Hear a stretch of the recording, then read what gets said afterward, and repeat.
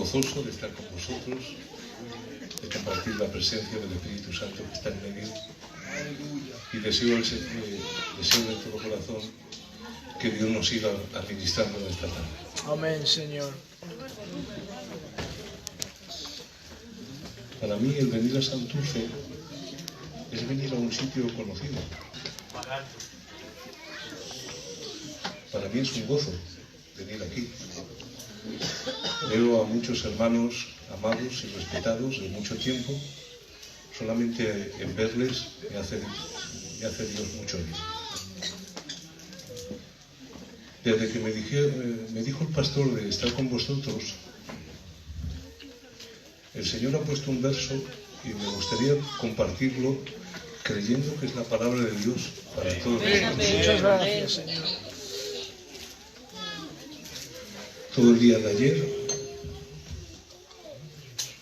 incluso esta noche, pastor, he soñado que predicaba este texto.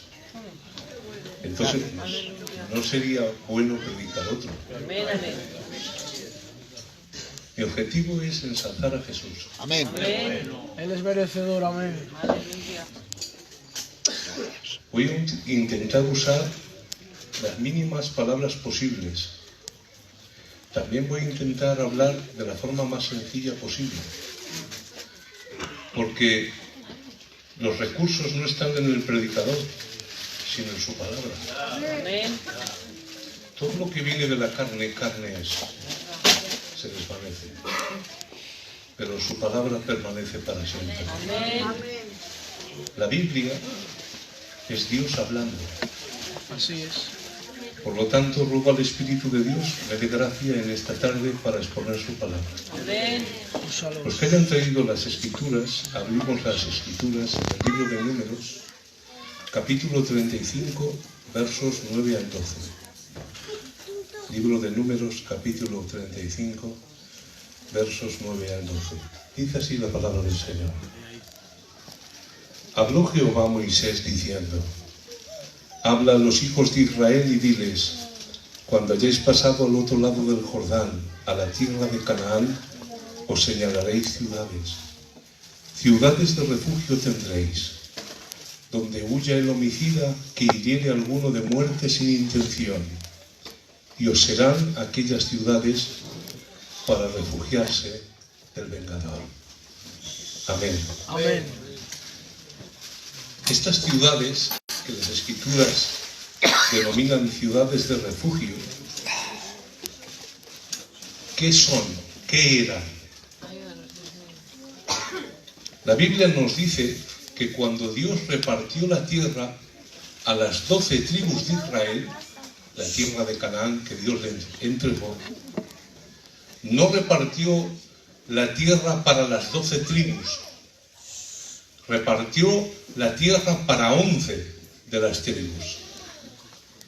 Los levitas no adquirieron tierra propia, sino que la Biblia dice que la herencia de los levitas era el Señor. Pero claro, pastor, aunque Dios no les concedió tierra para ellos, para esa tribu, necesitaban lugares o ciudades para vivir. Y esto es lo que Dios hizo con las ciudades de refugio. Las Escrituras nos dicen que los levitas no tuvieron una porción específica de la tierra de Israel para que vivieran, sino que Dios les concedió 48 ciudades diseminadas por toda la tierra. Y en esas ciudades los levitas vivían en medio de todos sus hermanos. De entre esas 48 ciudades, la Biblia nos dice que Dios especificó que 6 de esas ciudades tenían que ser consideradas ciudades de refugio.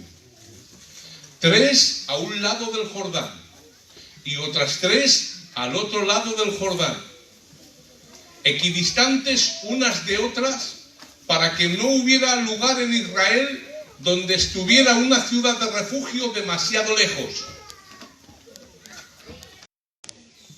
¿Para qué eran estas ciudades de refugio? Las ciudades de refugio, como bien lo dice, era una ciudad donde podía huir el homicida que hubiera hecho muerte sin intención, para así refugiarse del vengador de la sangre. La Biblia pone un ejemplo y yo lo voy a expresar para que entendamos mejor para qué y qué función cumplían estas ciudades. Imagínate dos amigos que quedan por la mañana para cortar leña para sus casas. Son hombres buenos, son amigos y se llevan bien. Y mientras están cortando leña para llevar leña a sus casas, de repente el hacha de uno tiene el hierro algo suelto y al golpear con fuerza en un tronco salta el hierro del hacha, golpea a su amigo con tan mala fortuna que el amigo muere. Ha sido un accidente. No había ninguna disputa entre ellos. Estaba cortando leña, ha saltado el hierro del hacha y ha golpeado a su amigo de tal forma que el amigo ha muerto. ¿Qué tenía que hacer este hombre? Inmediatamente que pasaba esto, tenía que huir a una ciudad de refugio. ¿Por qué? Porque si los familiares del muerto inmediatamente se dan cuenta o les dan la noticia de que ha sucedido esto, normalmente el hermano mayor o el primogénito se le denominaba una función que era Goel, que era el vengador de la sangre. Y este vengador de la sangre tenía que ir donde el homicida sin intención, y si lo cogía le quitaba la vida.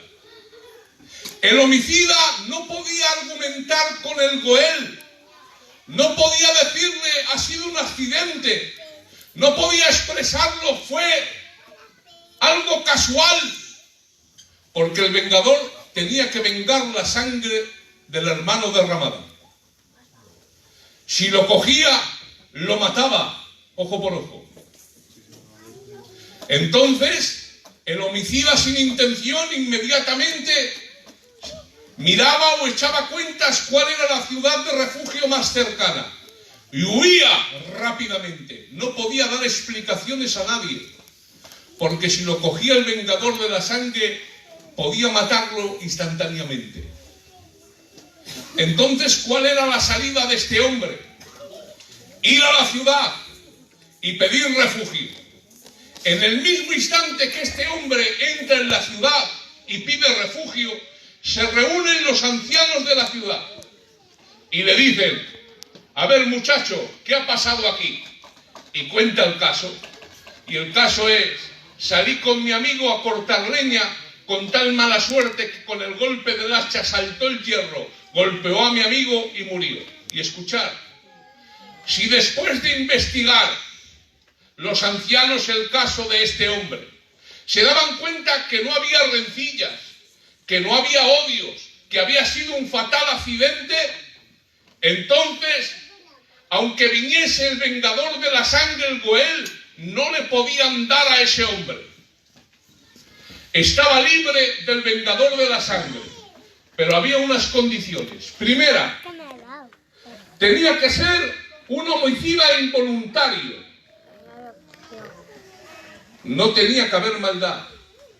Segunda, tenía que estar dentro de los límites de la ciudad, porque si salía fuera de los límites de la ciudad y lo cogía el vengador de la sangre, podía matarlo. Y tercera, tenía que permanecer en la ciudad hasta la muerte del sumo sacerdote de aquel año. Y no había más. Bueno, usted me dirá, ¿y qué pasaba con aquella persona que mataba a otro con premeditación y alevosía? La ciudad de refugio era una ciudad de refugio, pero para el homicida involuntario. Si había alguien que tenía odio, rencores, envidia, celos, y mataba a su compañero, la ciudad de refugio no le protegía. Investigando esto los ancianos se darían cuenta que fueron los celos, la envidia, una disputa o el odio. Entonces cogían al hombre, lo sacaban de la ciudad y lo entregaban al vengador de la sangre. Y el vengador de la sangre le quitaba la vida. Amén. Amén. Esta es la historia a grandes rasgos de las ciudades de refugio. Y claro, Dios estableció el sistema de ciudades de refugio como un método de salvación. Pero escuchad, para salvar al inocente. Pero esas ciudades jamás salvaban al culpable. Nadie podía matar a alguien, refugiarse y que la muerte o la condena no le alcanzara. Solamente salvaba al homicida involuntario, a la persona no culpable. Bueno, aquí nos llama algo la atención y me gustaría predicar con tranquilidad y exponer lo que Dios ha puesto en mi corazón para compartir. Amén. Primero, cuando Dios habla esto a Moisés, el pueblo está en el desierto. El pueblo no ha conquistado la tierra, no ha repartido el terreno, no han levantado ciudades. Vuelvo a decir, están en el desierto. Ustedes saben el cuento de la lechera, ¿verdad? Que estoy seguro que lo han hecho miles de veces. Vamos a hacer este empleo, vamos a coger esto, vamos a hacer lo otro. Te lo has creído tanto que ya veías el dinero en tus manos. Es más, ya tenías incluso planificado en qué ibas a gastar o invertir las ganancias, porque todo estaba perfecto. Pero era el cuento de la lechera. Se cayó todo como un castillo de naipes. Pero fijaos el detalle. El pueblo está en el desierto. No ha conquistado nada. No ha atravesado el Jordán. Y sin embargo, Dios ya les está diciendo lo que tienen que hacer cuando conquisten la tierra. No sé si esto te ilumina algo o te dice algo. Y es que Dios estableció la provisión de salvación antes de que hubiera necesidad de ella.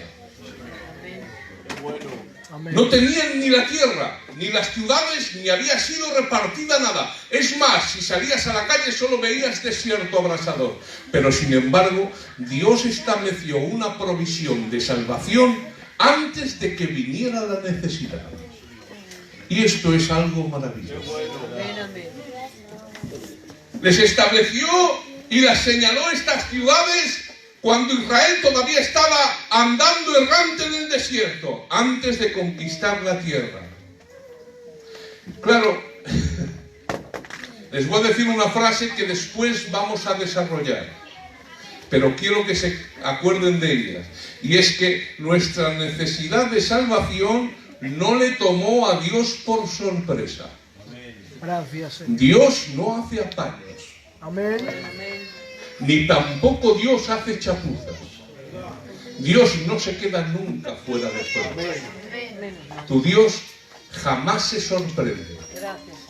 Porque jamás aprende nada nuevo. Claro. Para Dios no es ni buenas ni malas noticias. Porque si Dios aprendería hoy algo que ayer no sabía, implicaría que el conocimiento de Dios ayer no era total ni absoluto. Dios jamás aprende, nunca. Los hombres aprendemos las cosas en una eterna sucesión de eventos. Por esto, conforme va pasando el tiempo, las experiencias y las vivencias hacen que nosotros aprendamos. Dios no aprende así. Es más, Él no aprende.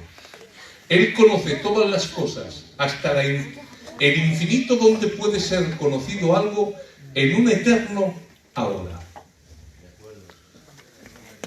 Esto es algo tremendo. Ya lo creo. Por eso, cuando Dios habla a Moisés, Moisés se podría quedar asustado, porque estaba legislando cosas que todavía no habían ni llegado a suceder, pero para Dios es algo normal.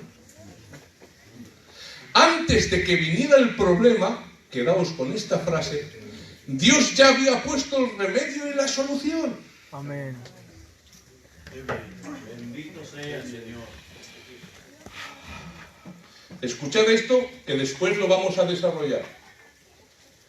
Aunque la primera promesa de un Salvador en Génesis 3:15 vino después del pecado de Adán y Eva, el plan de salvación no se originó allí, en el huerto del Edén, sino que antes de que el hombre hubiera pecado, Dios ya tenía un plan de salvación provisto y preparado.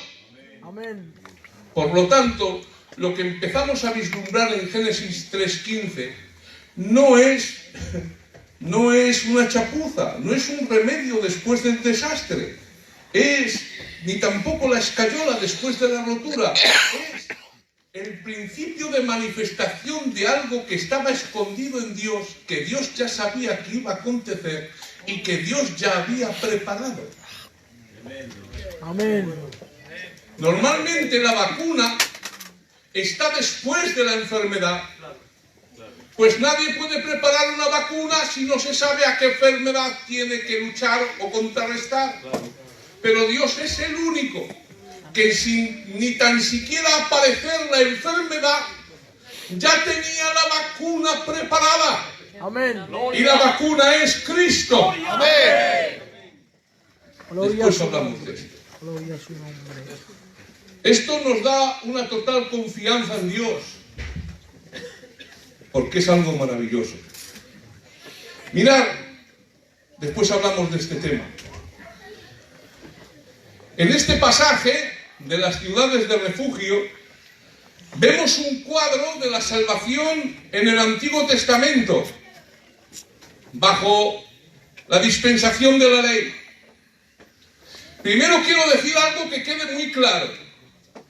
Dios jamás dio una provisión para el pecado a sabiendas. El pecado fue mitigado, o Dios dio una solución temporal hasta que viniera Jesús, pero esa solución siempre fue enfocada para el que pecaba por yerro, por ignorancia, para el que no se había dado cuenta, para el que no tenía mala intención, para aquel que tropezaba o caía inherentemente a la naturaleza. Pero jamás hubo ningún tipo de provisión para el orgulloso que pecaba con premeditación. Nunca hubo solución para tal. Pueden leerlos en Números capítulo 15. Verso 22 dice así, escuchen. Y cuando erraréis y no hiciereis todos estos mandamientos que Jehová ha dicho a Moisés, si el pecado fue hecho por yerro, por ignorancia de la congregación, toda la congregación ofrecerá un novillo por holocausto en olor grato a Jehová. Una misma ley tendréis para que el que hiciere pecado por yerro, por ignorancia. Pero, dice la Biblia, verso 30 del capítulo 15, mas la persona que hiciere algo con soberbia, así el natural como el extranjero, esa persona ultraja a Jehová. Esa persona será cortada de en medio de su pueblo, por cuanto tuvo en poco la palabra de Jehová y menospreció su mandamiento. Enteramente será muerta esa persona, su iniquidad caerá sobre ella. Entonces aquí vemos dos tipos de forma de pecar. El que peca por yerro y por ignorancia, y el que peca con soberbia y con premeditación. Para el que peca con yerro y con ignorancia, Dios ya dispuso una solución. Cogeréis un novillo y lo sacrificaréis. Y esa situación tendrá una reconciliación conmigo, será agradable. Pero el que peque con soberbia y premeditación, esa persona me ultraja, dice el Señor. Me está menospreciando. Para ese no hay sacrificio. Para ese no hay cordero. Para ese no hay ofrenda. La persona que peque con soberbia y premeditación morirá en medio del pueblo, sea natural o extranjero, porque el tal menosprecia los mandamientos de Dios y tiene un poco su palabra. Por lo tanto, esto nos habla mucho. Antes he dicho que la ciudad de refugio es un tipo de la salvación según el Antiguo Testamento. Y escuchad, la ciudad de refugio era la provisión de Dios para proteger a los que mataron a alguien por accidente, no al propósito. Por lo tanto, entre comillas, ya entendéis el contexto, la ciudad de refugio era refugio para el inocente, pero jamás para el culpable. El culpable, ¿qué se tenía que hacer con él? Fuera y que muriese. ¿Qué pasaba con el que quebrantaba los mandamientos con soberbia? Será cortado del medio del pueblo, menospreciado. ¿Qué pasaba entonces con el culpable? Lo estoy diciendo, tenía que morir. Esa era una tipología de la salvación en el Antiguo Testamento. Por eso dijo el Señor cuando les entregó la ley: el que haga esto, vivirá. Pero ¿y si alguien no lo hacía? No había sangre que cubriera el pecado con premeditación y soberbia. Solamente había sacrificios para el pecado de hierro. Bueno, entonces, cuando entendemos esta verdad, ahora entendemos mejor un pasaje del Antiguo Testamento. Dicen las Escrituras que un hombre recibe palabra de Dios y se va delante de un rey a contar una historia. Mi rey, quiero que juzgues un caso. Y dice el rey: cuéntame y juzgo. Mira, el caso es sencillo. Había un hombre pobre que tenía una oveja. Era un corderico. Sus hijos jugaban con ella. Tenía tanta relación que incluso los echaba en la cama con ellos mismos. Y cerca de allí había un hombre rico, muy rico, con mucho ganado, que esa noche recibió un invitado. Y el hombre rico, en vez de coger del ganado que él tenía, cogió la ovejita de este hombre pobre, la mató y se la dio de comer al invitado. ¿Cómo lo ves? Y la primera palabra de David es esta: ese hombre merece la muerte. Según las Escrituras no era así. Tenía que devolver 4 veces lo robado. Pero qué mal juzga aquel que está mal.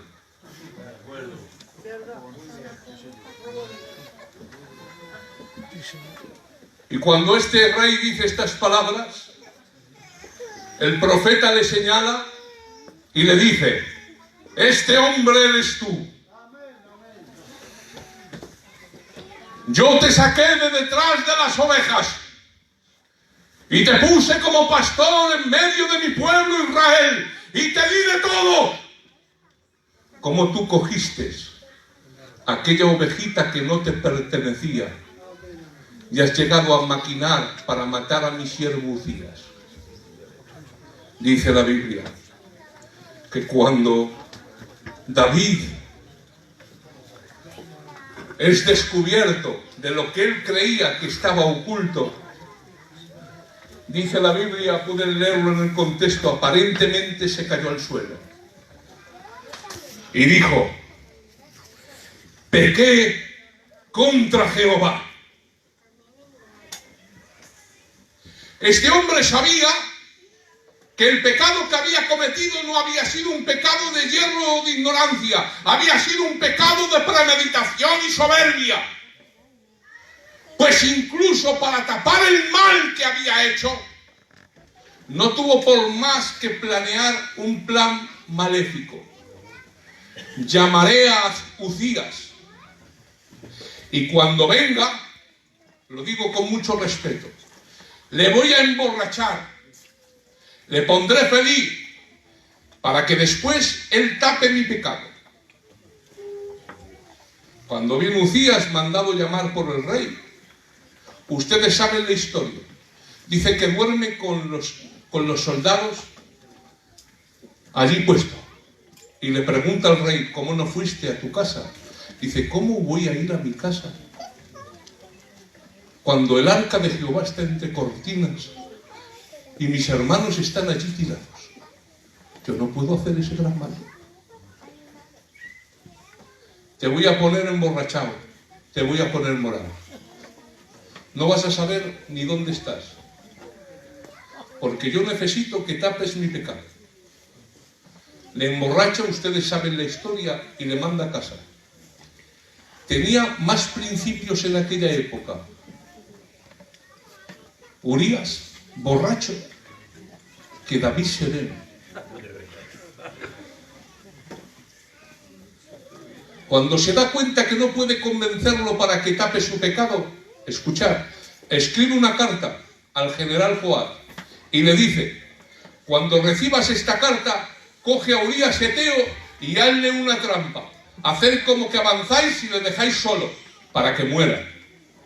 Coge Joab la carta, la ley, y lo trágico de esta historia es que fue el mismo Urías, el mensajero, que llevaba el mensaje de su propia muerte.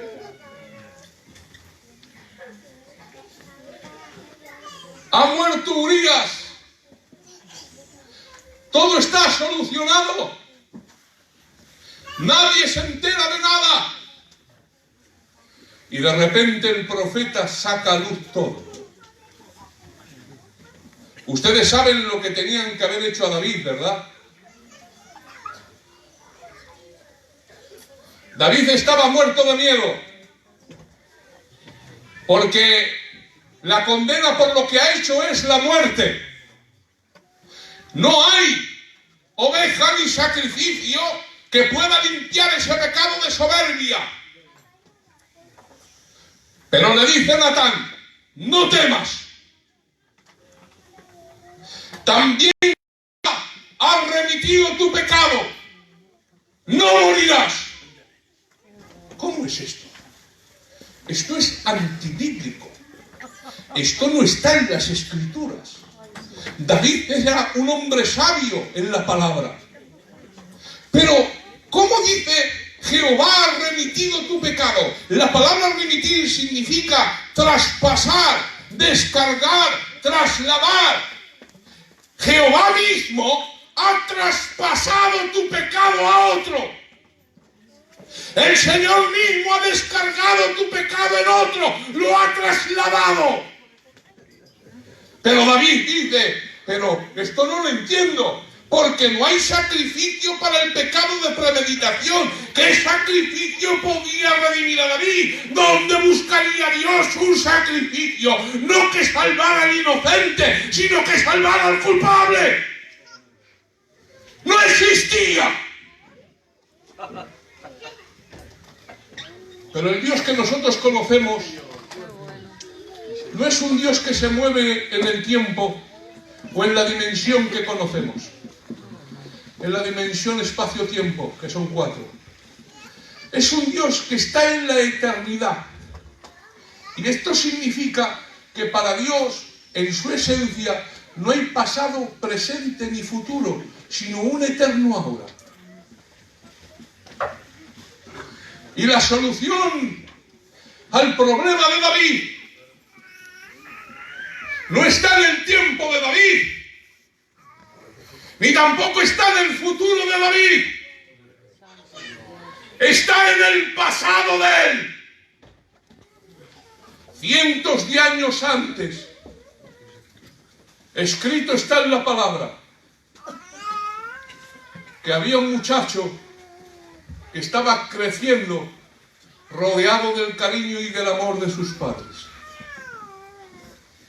Pero Dios había escogido a ese muchacho para someter a su padre a la más dura prueba que el corazón de un padre jamás podría llegar a sufrir. Era el hijo legítimo de su verdadera esposa, el único hijo que le quedaba después de la partida de Ismael, sin esperanza humana de tener otro, el hijo que estaba considerado para ser el heredero de todas las promesas que Dios le había dado y concedido. Y cuando Dios habla con Abraham, su siervo, con la mayor naturalidad, Dios le pide que sacrifique a su hijo, a su único. Y Abraham acepta la orden divina y se dispone a ofrecer a su hijo el sacrificio de holocausto, que era el más perfecto y afecto a la divinidad, pues en ese sacrificio se quemaba totalmente a la víctima. El lugar establecido por Dios estaba a 3 días de camino en el monte Moria. Ese lugar aparece 2 veces en la Biblia. El primero es en el pasaje de Abraham y en el segundo es en Segunda de Crónicas, que es el lugar donde se tenía que designar el templo de Salomón. Esto es impresionante. Todo bien, todo bien. El patriarca se pone en camino, prepara la leña, apareja el asno y acompañado de 2 criados y de su hijo, se dirige al lugar indicado por Dios. Al tercer día, alza Abraham los ojos y llegado al lugar del sacrificio, deja a la bestia junto con los criados y escucha. Carga la leña sobre los hombros de su amado hijo y emprende la lenta y pesarosa subida, llevando el anciano el fuego y el cuchillo. Ambos suben juntos para llegar a la cima del monte. El niño inocente, ignorando los planes de su padre. Pero el viejo anciano no solamente está subiendo una montaña, su corazón está oprimido por el dolor, pues sabe lo que tiene que entregar a Dios cuando termine el día. En un momento dado, el niño inocente le dice: «Padre mío». Y él respondió: «Heme aquí, mi hijo».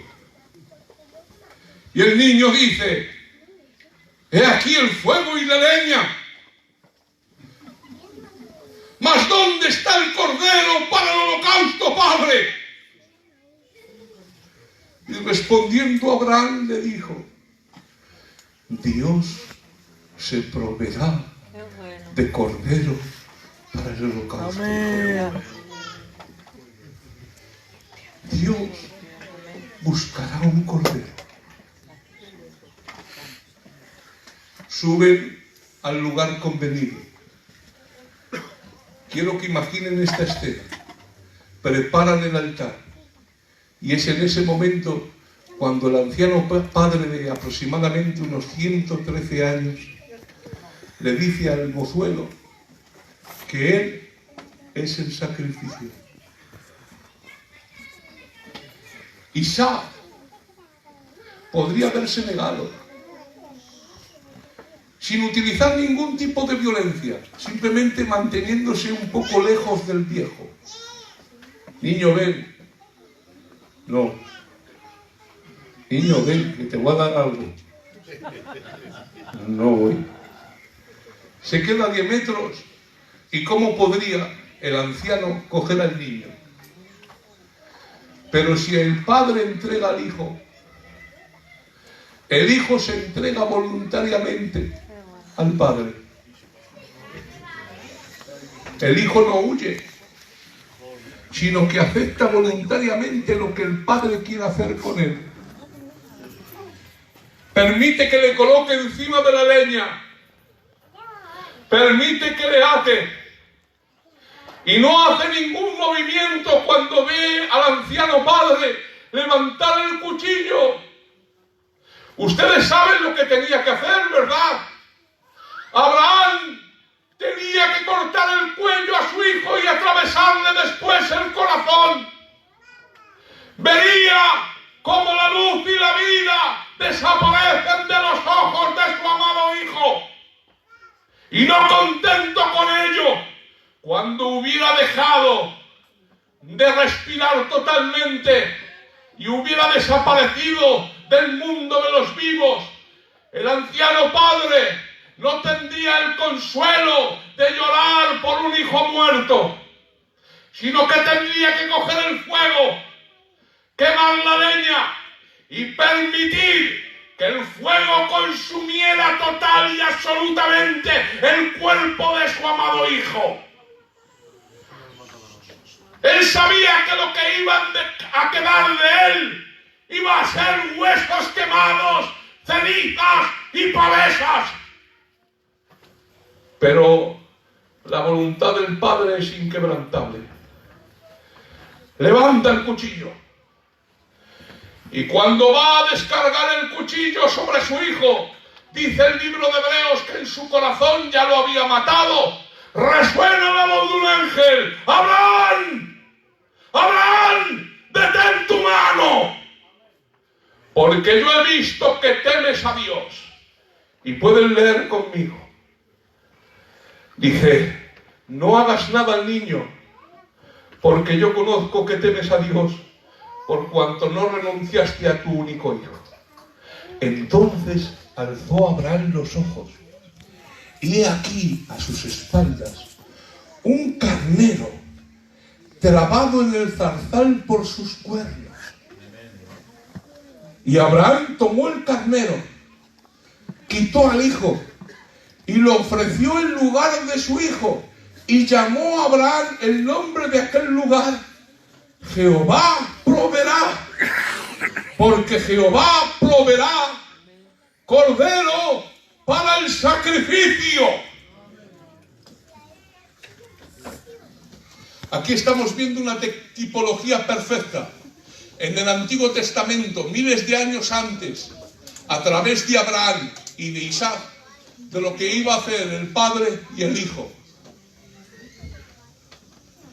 Isaac era el hijo de Abraham, Jesucristo era el unigénito Hijo de Dios.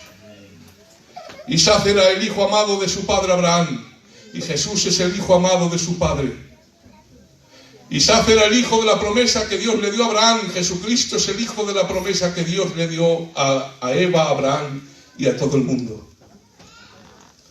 Abraham el padre preparó la leña sobre la cual sacrificaría a su hijo amado unigénito. Dios preparó un madero sobre el cual sacrificó a su hijo amado unigénito. Y escuchar esto. ¿Dónde está el cordero que David necesitaba para que recibiera perdón? ¿Quién era el cordero que podía salvar y limpiar el pecado de David? Dice la Biblia en el libro de Hebreos capítulo 10 verso 5, por lo cual entrando en el mundo dice: sacrificio y ofrenda no quisiste, mas me preparaste cuerpo. He aquí vengo, oh Padre, para hacer tu voluntad.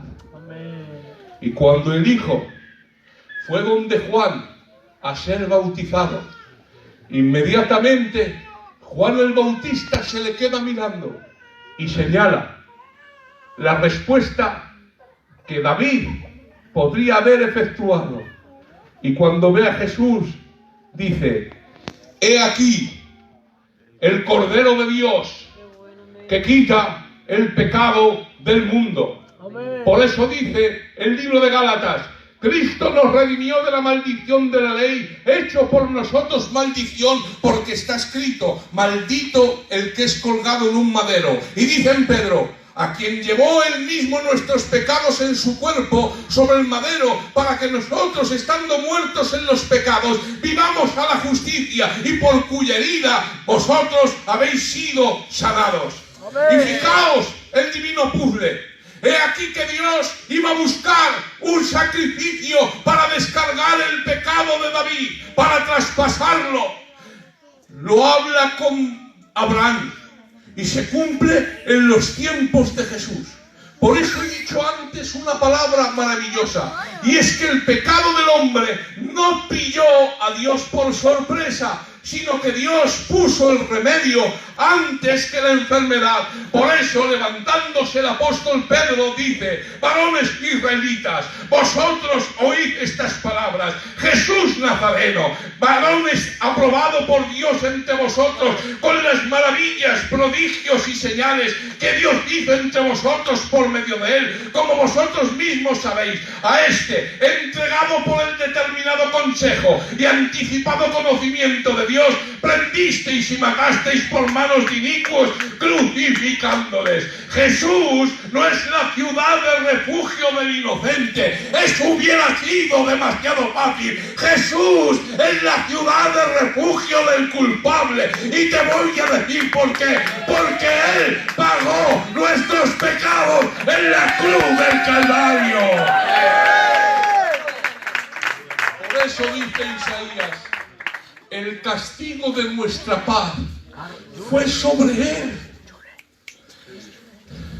y por sus llagas vosotros habéis sido sanados.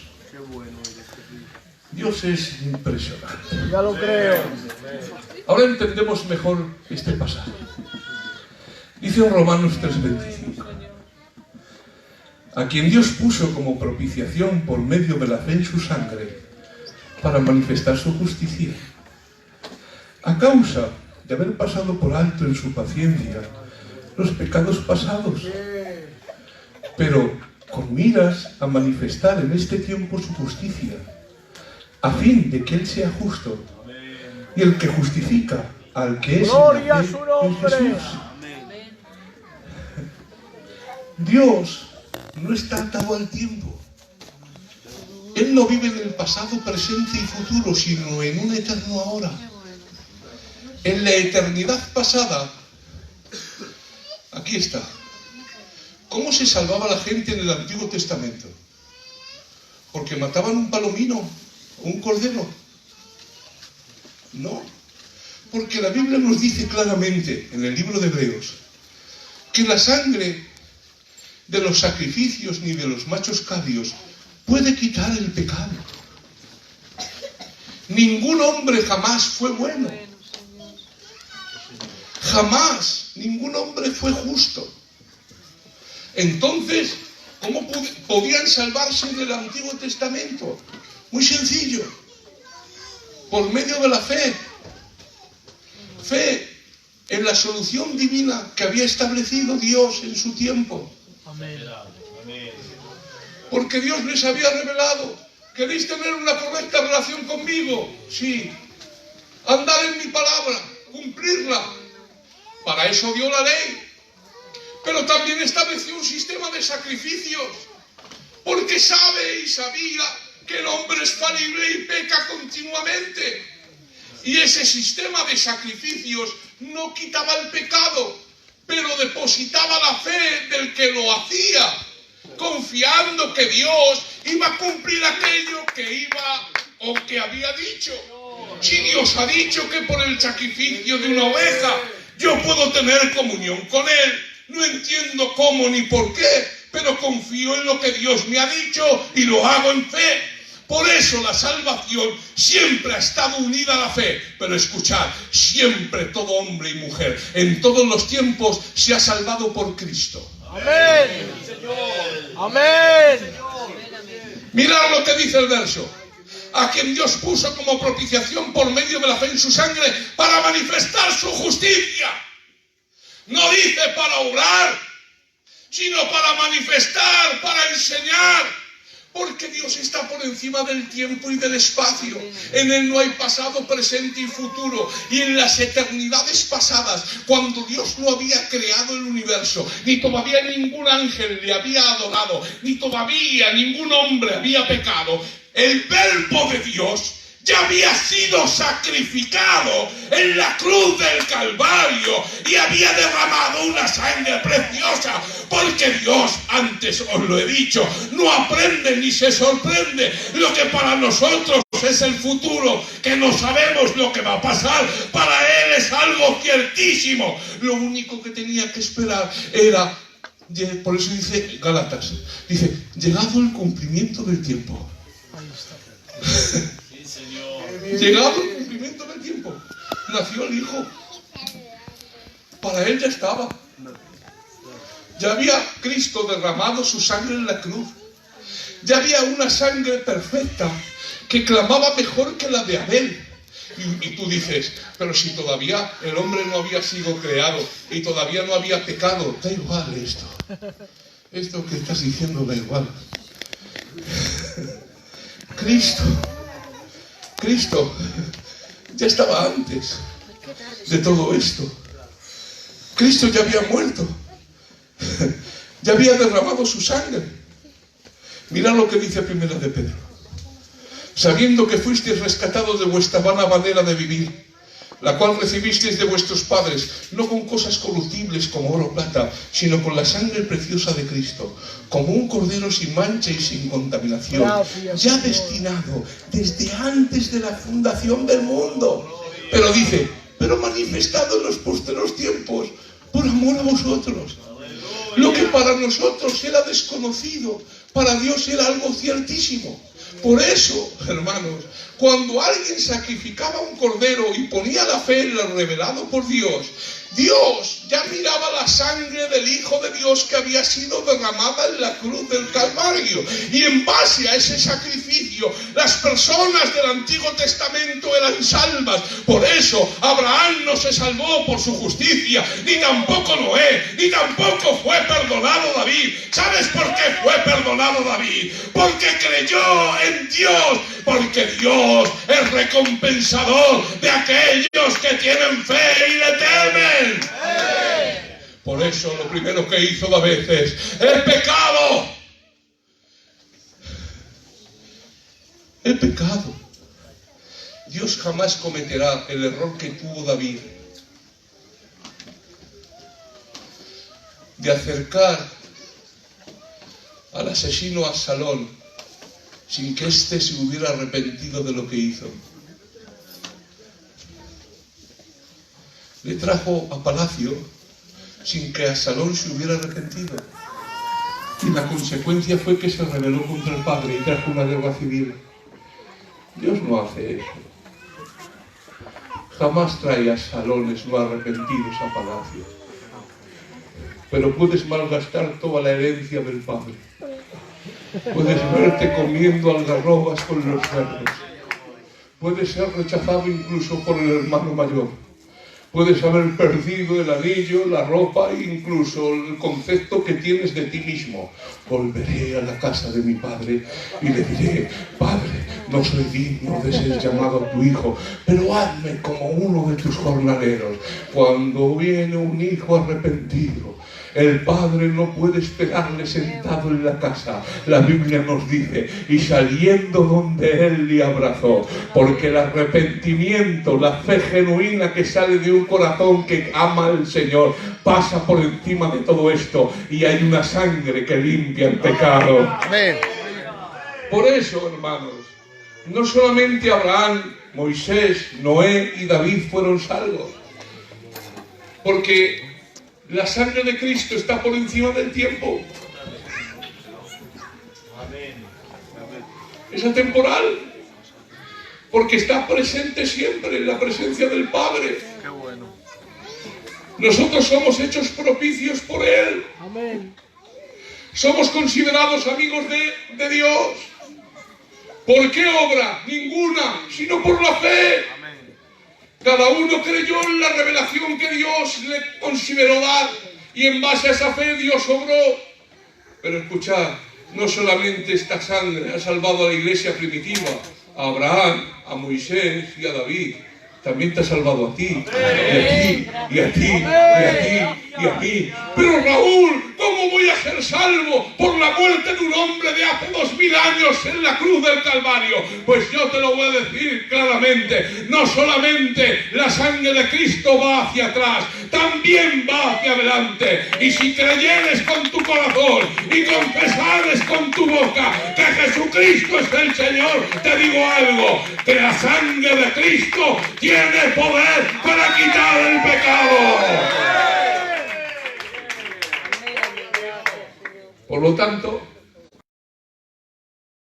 no solamente es la ciudad de refugio para los inocentes, es la ciudad de refugio para el culpable, chacho. No sé, ¿qué hora es? ¿Qué hora es? Es tarde, hay que cenar. Hay que cenar. Si no me hubieran invitado a cenar, seguía.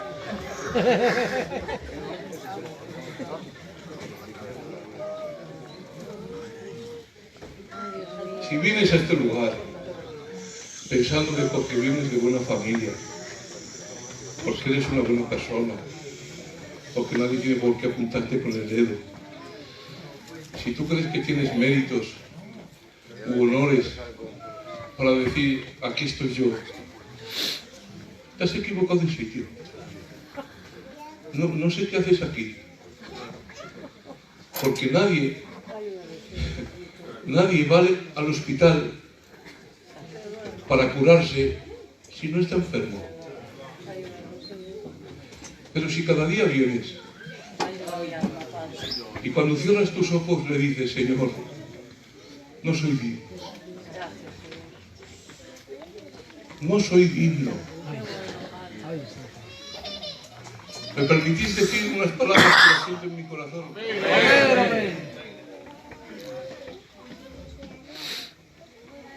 Señor, te doy gracias porque no soy como los demás hombres.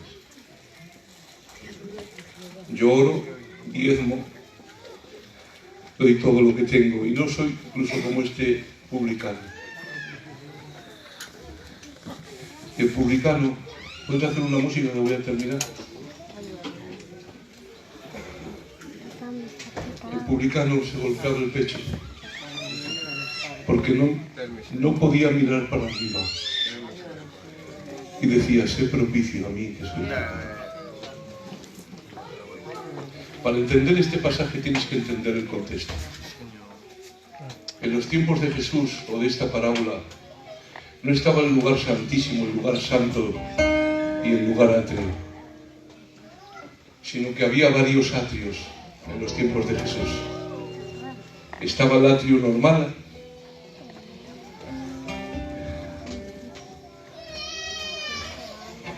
el atrio de las mujeres y el atrio de los gentiles. Ahí es donde estaba el publicano. ¿Sabes por qué los fariseos y el pueblo en general veía tan mal a los publicanos? Antes os he dicho que la solución de la ley para el que robaba era devolver 4 veces lo robado. Si tú robabas algo y querías tener una reconciliación con Dios, tenías que devolver 4 veces lo robado. Pero había un problema con los fariseos, con los publicanos. Es que estos hombres para vivir no solamente pedían los impuestos que los romanos les obligaban a pedir, sino que robaban para ganar su propio sueldo. Esto significa que un publicano normal con el paso de los años había robado a miles de personas. Si quería tener una correcta relación con Dios, tenía que devolver 4 veces lo que había robado a cada uno de aquellas personas a las cuales había sustraído dinero. ¿Y saben qué decían los fariseos, los saduceos y el sistema mosaico de aquel tiempo? Es imposible.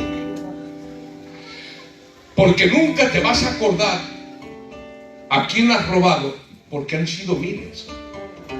Por lo tanto, aunque tú te quieras arrepentir, como no puedes devolver lo que dice la ley a todos los que has robado, tú, publicano, estás más allá del perdón de Dios.